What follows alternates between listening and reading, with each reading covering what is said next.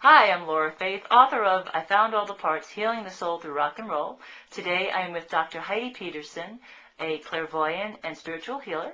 And I wanted to ask Heidi, who is in my book, a few questions about the essence of rock and roll, and from her perspective, how music and sound, especially rock and roll, impact us on a personal, physical, spiritual, emotional level. So Heidi, what are your thoughts on that? Wow, Laura, there's a lot in that. I'd like to start with just how I see rock and roll having developed.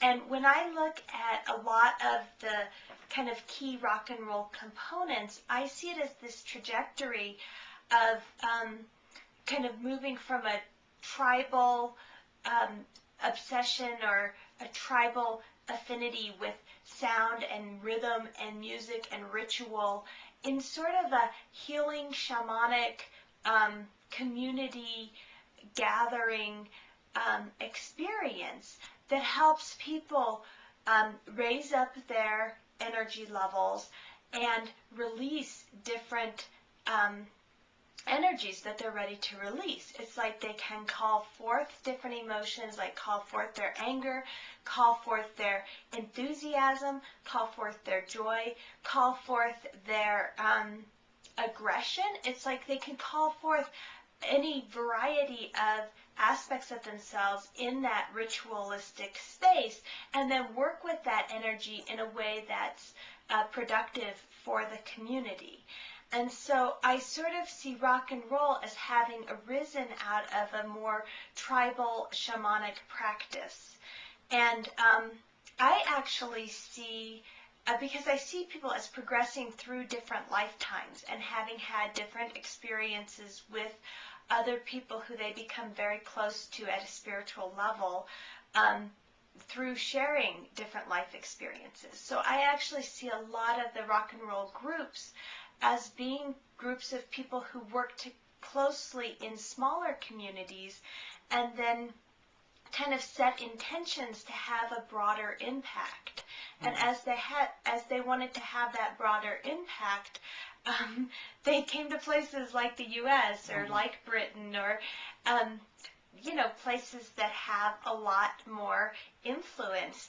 But the irony is, as they got to places where they could have a wider impact, as they're traveling through lifetimes, they're moving out of communities that have that strong spiritual foundation. So just as they're wanting to reach more people with a real spiritual healing impact, they're sort of lost in terms of what they're doing this for, why they're together. So they know that they need to be together. They know they work well together. They know they have a history. There's like an immediate recognition of one another. But as they move to communities like the U.S. or Western Europe or places with a lot of technological abilities, they often don't have the strong cultural grounding in a spiritual basis that you would find in a smaller tribal community.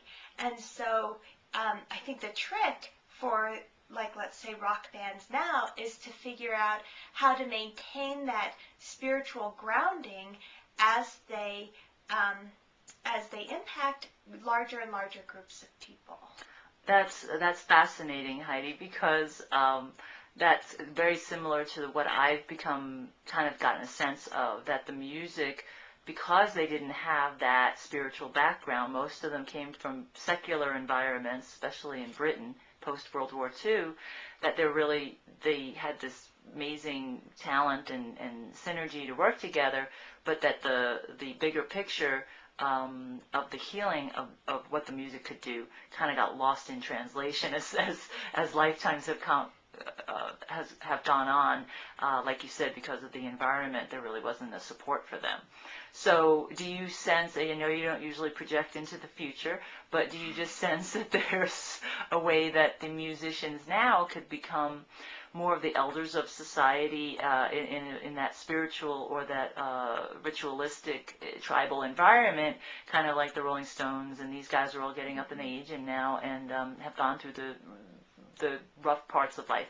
Do you think that there is a possibility that they could get together and really begin to transform themselves and then bring that to their music for their audiences that are still coming to see them?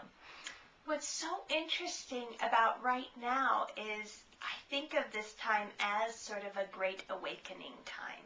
So I think that there is a spiritual awakening happening in most people. I mean, we never have to go there, so we always have the choice to resist that.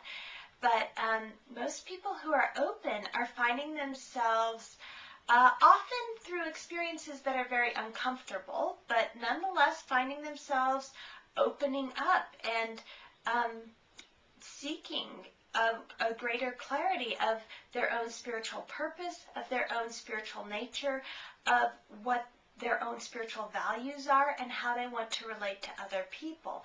I see that happening sort of in all walks of life, and it makes total sense to me that people who are as influential and as talented as some of these iconic rock bands would also be looking at what is the spiritual nature of what I'm involved in. They've gone through such great lengths to develop their art, and they've been so committed to the sharing of their music. During this time of Great Awakening, it makes total sense to me that they would be looking at how their art is impacting people at a spiritual level and what they themselves are doing in their own spiritual practices in relation to their music and their art. That's beautifully said. Thank you very much. Well, thank you. And thanks for being with us today, and we'll catch up again with you shortly. That sounds great, Laura.